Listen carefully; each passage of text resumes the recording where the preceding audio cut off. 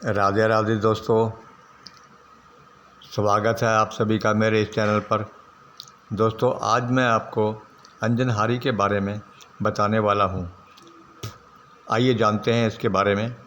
दोस्तों, ये देखने में ततैया की तरह होती है, जिसे अलग अलग स्थानों पर अलग नामों से जाना जाता है, जैसे अंजनहारी, बिलनी, कुम्हारी ततैया आदि।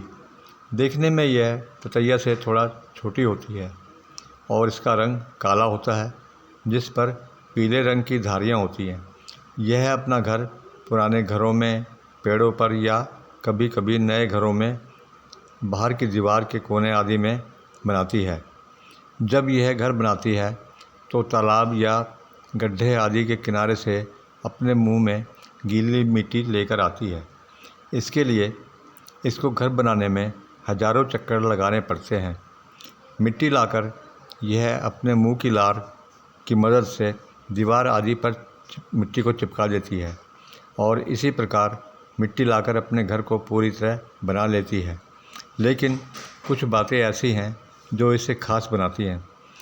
इसके घर में जब यह अंडे देती है तो उससे पहले घर में कुछ अंदर की तरफ कुछ खिड़कियां भी बनाती है और उन खिड़कियों में दूसरे कीड़ों के अंडे लाकर रख देती है और बाहर से घर के सुराखों को बंद कर देती है।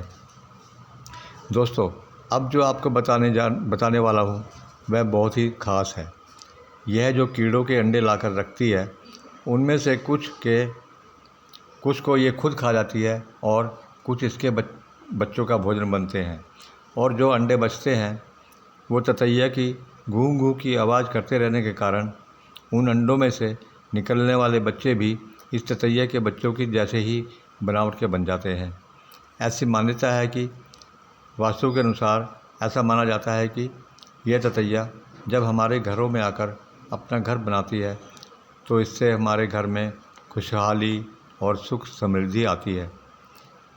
यह दो तरह के घर बनाती है और ऐसा मानते हैं कि यह दो तरह के घर बनने से उनके अंदर जो छोटे वाला एक लंबी शेप का बनाती है, एक गोल शेप का।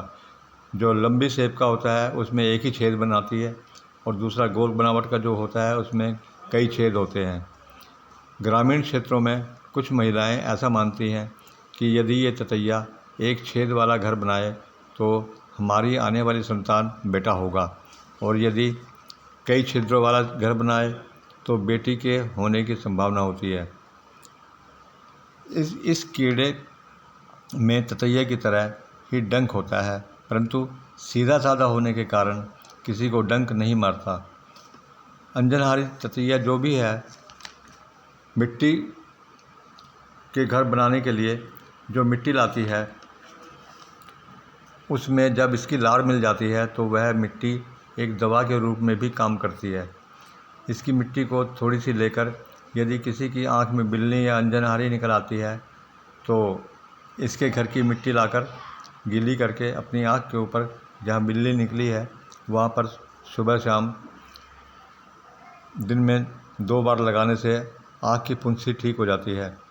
अगर किसी के बाल झड़ गए हों तो दोबारा उगाने के लिए इसकी मिट्टी का लेप लगाएं और उसे सूखने दें और 2 घंटे बाद उसे धो लें। ऐसे ही लगातार करने से सिर पर दोबारा बाल आने लगते हैं। दोस्तों, यदि ये जानकारी आपको अच्छी लगी हो तो चैनल को सब्सक्राइब करें, और यदि आप भी पशु पक्षियों से प्रेम करते हैं तो कमेंट में राधे राधे अवश्य लिखें।